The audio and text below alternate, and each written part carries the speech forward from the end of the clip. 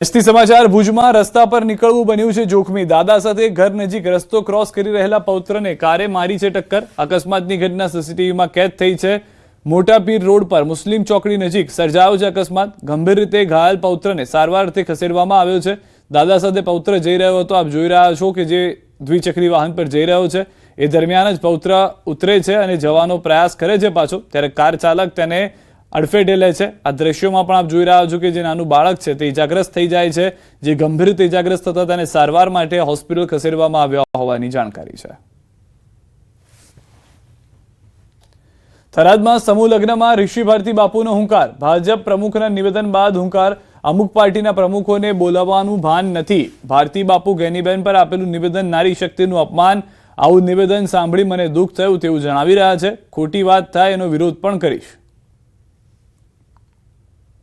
અમુક પાર્ટીના પ્રમુખો જેને બોલવાનું ભાન નથી, સ્ક્રિપ્ટ હાથમાં લઈને બડબડ ઓલા ઇલેક્ટ્રોન મશીન બોલે એમ બોલવા મળે હે, એ કોઈ પાર્ટીનો પ્રમુખ છે એમ કહે છે કે અમે ગેનીબેનના સાડીના પાલવમાંથી અમુક સીટો ખેંચી લાવ્યા।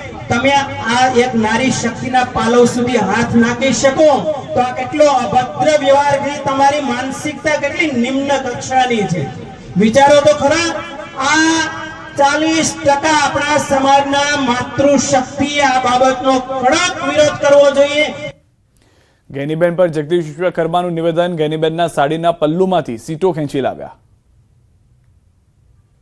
આ વખતે તમારા પોતાની સીટની અંદર આ ભારતીય જનતા પાર્ટીનો કાર્યકર્તા, બૂથનો કાર્યકર્તા એ તમારા સાડીના પલ્લુમાંથી બાંધેલી સીટો વાંચકી અને ભગવો લહેરાઈને આવ્યો છે। નતમસ્તક વંદન કરવાનું મન થાય મિત્રો તમામ કાર્યકર્તાઓને। કમર્શિયલ ગેસ સિલિન્ડરના ભાવ વધારા મુદ્દે કોંગ્રેસના મુખ્ય પ્રવક્તા ડોક્ટર મનીષ દોશીએ કેન્દ્ર સરકાર પર પ્રહાર કર્યા। તેમણે કહ્યું કે આ ભાવ વધારો રેસ્ટોરન્ટ અને નાના ધાબાઓ ચલાવતા વેપારીઓ પર સીધી અસર કરશે। 1 જાન્યુઆરીથી અત્યાર સુધીમાં 7 વખત ભાવ વધારો કમર્શિયલ ગેસમાં કરાયો છે। કમર્શિયલ ગેસના સિલિન્ડરનો ભાવ 3100 રૂપિયા થશે। 2026માં કમર્શિયલ ગેસના ભાવમાં રૂપિયા 1500 સુધીનો વધારો થયો છે।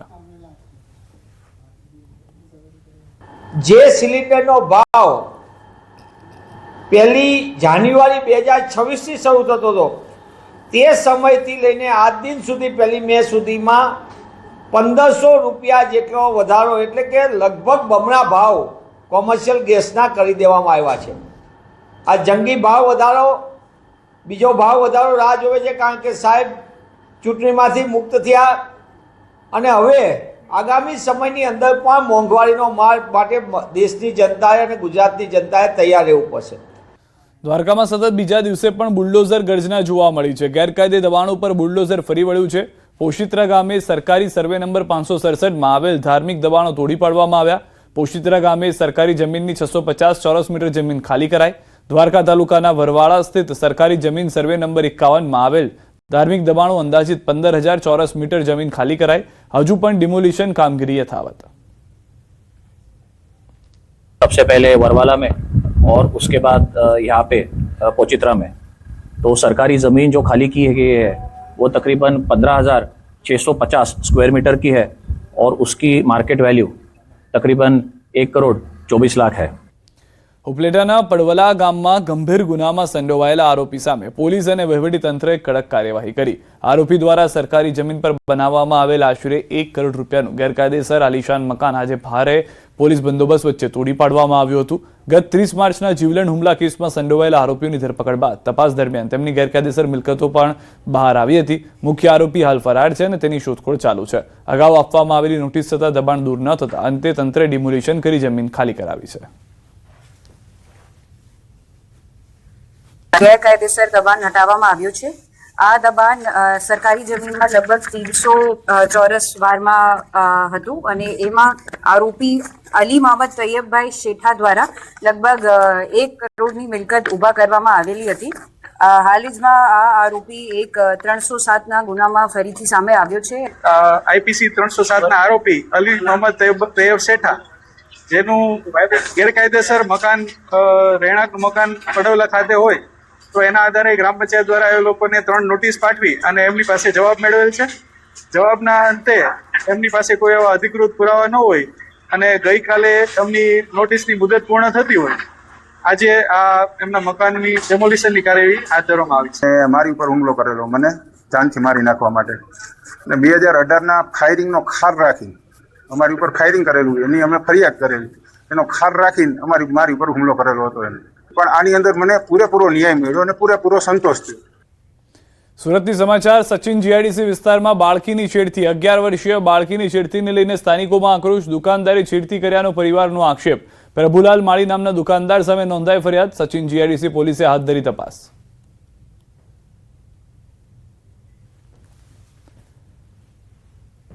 અમદાવાદથી સમાચાર. 35 વર્ષ પહેલા વટવામાં થયેલી હત્યાનો મામલો. મૃતક ફરજાનાનો પરિવાર આવ્યો સામે. 10 દિવસ પહેલા ક્રાઇમ બ્રાન્ચના અધિકારીએ કર્યો હતો સંપર્ક. ફરજાના અંગે ક્રાઇમ બ્રાન્ચે કરી હતી પૂછપરછ. ફરજાના 17-18 વર્ષની હતી ત્યારે પરિવાર છોડી દીધો હતો. પરિવારના સભ્યોએ શમશુદ્દીનને મળી ફરજાના અંગે તપાસ કરી હતી. શમશુદ્દીને ફરજાના ગુમ થઈ હોવાનું પરિવારને જણાવ્યું હતું. પરિવારે કહ્યું કે ક્રાઇમ બ્રાન્ચ અમારા માટે ભગવાન સમાન છે. એ ટાઈમમાં અમારા ફાધરને અને અમારા કાકાઓ જે છે, 3 કાકા તો મારા એક્સપાયર થઈ ગયા છે, એક મારા ફાધર જ રહ્યા છે. તે લોકો એવું કહેતા હતા કે અમે એનું જે બધું હતું એ બધું બાળી નાખ્યું હતું. ફોટા છે, વિડીયો હતા, એમ કે જે હતું એમનું કોઈ પ્રૂફ રહ્યું નહોતું. કેમ કે અમને લોકો એવું કહે કે આપણા એમ કે ઘરમાં રખાય એવા હતા નહીં, ત્યારે એ રીતનું કંઈ માનતા નહોતા કે હેરાન કરતા હશે ઘરમાં. ત્યારે અમારા મોટાઓએ અમને એવું કીધું. આ એ મારા ફઈ છે, મારા ફઈએ કીધું હતું કે અમે સાથે ભણતા હતા, 17-18 વર્ષના હતા એ, ત્યારથી એ ઘરમાંથી નાસી ભાગી જતા હતા. કેટલી વાર એ નાસેલા છે, ભાગેલા છે, એ રીતનું. છોટાઉદેપુરમાં ચૂંટણીના પરિણામ બાદ ભાજપની હારનો વિવાદ. જિલ્લા પંચાયતની મોટી સડલી બેઠક પર આમ આદમી પાર્ટીની જીત થઈ. ભાજપના ઉમેદવારની હાર થતા ધમોડી ગામમાં નવીન બનેલ આરસીસી રોડને તોડી નાખવામાં આવ્યો, જેના કારણે ગામ લોકોને હાલાકી પડી છે. ચૂંટણીના પરિણામ બાદ જેસીબી સાથે કેટલાક લોકો હાથમાં દંડા લઈ આવ્યા હોવાનું કહેવામાં આવી રહ્યું છે ગામ લોકો તરફથી. ભાજપના નેતાઓ અને કાર્યકરોએ ગામમાં ડરનો માહોલ ઉભો કર્યો હોવાનું પણ લોકોનું કહેવું છે. ત્યારે આ મામલે ગામના લોકો મામલતદાર કચેરીએ જઈ રજૂઆત કરશે. સ્થાનિક સ્વરાજ્યની ચૂંટણીમાં નર્મદાની રાજપીપળા નગરપાલિકા સાથે નાંદોદ અને તિલકવાડા તાલુકા પંચાયતમાં ભાજપે સત્તા કબજે કરી છે. આ જીત બાદ હવે પ્રમુખ અને ઉપપ્રમુખના હોદ્દાઓ માટે ચહલપહલ તેજ બની છે. રાજપીપળા કમલમ ખાતે સેન્સ પ્રક્રિયા યોજાઈ, જેમાં પ્રદેશમાંથી આવેલા પ્રતિનિધિઓએ જીતેલા સભ્યો સાથે બેઠક કરી હતી. સભ્યોની પસંદગી, ઈચ્છાઓ અને જરૂરી માહિતી એકત્ર કરવામાં આવી. હવે આ સેન્સ પ્રક્રિયા આધારે આગામી દિવસોમાં પ્રમુખ અને ઉપપ્રમુખના નામો નક્કી થશે, જે સામાન્ય સભામાં સત્તાવાર રીતે જાહેર કરવામાં આવશે.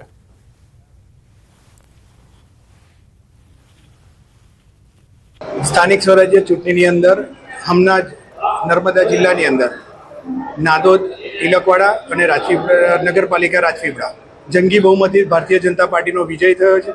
એના અંતર્ગત પાર્ટીની જે પ્રમુખ, ઉપપ્રમુખ અને હોદ્દેદારોની જે નિમણૂક કરવામાં આવે છે એના માટેની સેન્સ પ્રક્રિયા અત્યારે ચાલી રહી છે.